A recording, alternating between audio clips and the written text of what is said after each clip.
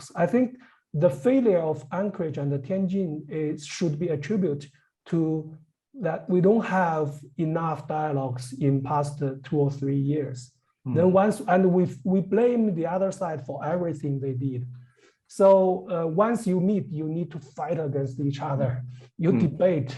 Just release anger. Yeah, to release the anger. The mood, yeah. emotion. I think, yes, yeah, exactly. Yeah. But when we have more dialogues, maybe it could be better, I think.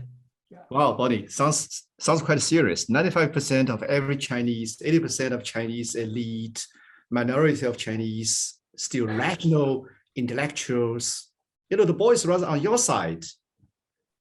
And if I can add up something, for example, if you mention Quad, AUKUS, NATO, you know, all these things are going to make Chinese to think, there's very deep-sitting, deep trust. And if we try to look at what's going on between China, Russia, and Iran on one side, United States, European allies, Japan, Quad, AUKUS on the other side, don't you think that two camps are being formed?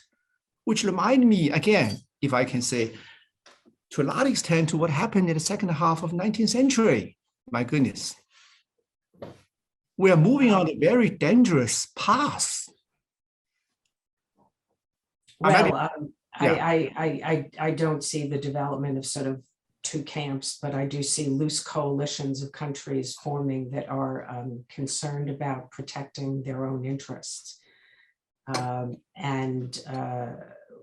We would not see the Quad have developed to the extent that it did today if China did not have the standoff that then resulted in violence along the China-Indian border, frankly, because India, I think, has been the country least willing to make the Quad more substantive, but over the last year has become much more willing. And this is a function of China's policy toward India and willingness to take the steps it has taken along the border.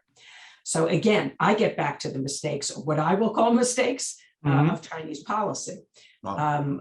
And AUKUS, we already talked about Australia. So, you know, Australia's relationship with China has been fundamentally changed. And I don't think that's because Australia is a puppet of the US or the US is twisting Australia's arm.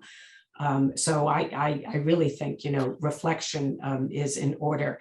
Americans say we need to buy China a lot of mirrors. I guess one comment that I would make, and I am struck by your percentages, Dawei, of, you know, 95% of the public, 80% of the elite. I think the American public is less informed and doesn't think that much about U.S.-China relations.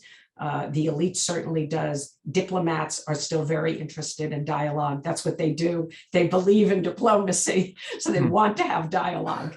And sometimes there's tension between those people who are the trained diplomats and those who are the political appointees who are either at higher levels at state or elsewhere in the administration. But my one comment that I'd like to make is you know, you say Chinese are frustrated. They say, what can we get out of dialogue? What can the US get? So what is China offering the United States? Win-win cooperation?